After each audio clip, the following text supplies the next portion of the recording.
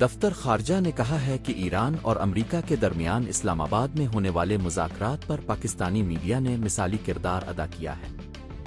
ہفتہ وار press briefing دیتے ہوئے ترجمان دفتر خارجہ طاہر حسین اندرابی نے کہا کہ پاکستان کی ثالثی کی کوششوں کو پوری دنیا نے سراہا ہے۔ پاکستان کا ثالثی کا مقصد خطے میں امن کا قیام ہے، جس کے لیے پاکستان نے اوپن چیلنج قبول کیا اور متحارب ممالک میں مذاکرات کرائے۔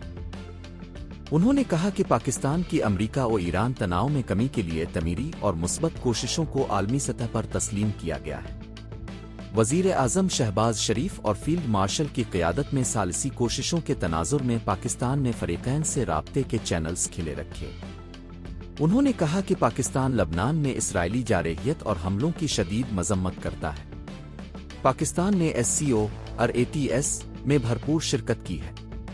4 ممالک کے سینئر حکام کے اجلاس کا اسلام آباد میں انعقاد کیا گیا۔ ان ممالک میں سعودی عرب، ترکی، مصر شامل تھے۔ انہوں نے کہا کہ اسلام آباد مذاکرات کی ابھی کوئی تاریخ نہیں ہے۔ اگر مذاکرات ہوتے ہیں تو تاریخ اور وقت کا اعلان کیا جائے گا۔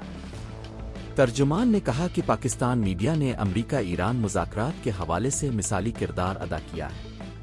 کوئی قیاس آرائیوں پر مبنی خبر نہیں دی۔ مذاکرات کی تاریخ کے بارے میں بھی قیاس آرائیوں سے گریز کیا جائے۔